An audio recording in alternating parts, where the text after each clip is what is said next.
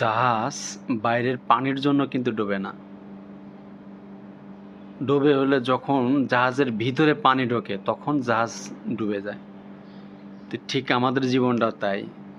বাইরের কিছু শয়তান মানুষ দ্বারা যখন আমরা ক্ষতিগ্রস্ত হই আর সেগুলো আমাদের মনের ভিতরে রাখি, তখন আমরা আস্তে আস্তে ডুবে যাই।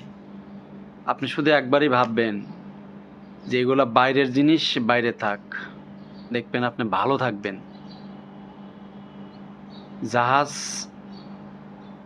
শত প্রতিকূলের মাঝেও জাহাজ ভাসতে পারে যতক্ষণ পর্যন্ত পানি ভিতরে না ঢোকে।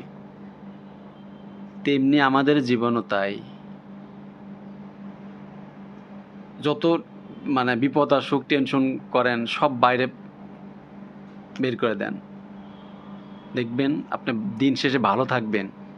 এটাই বাস্তব।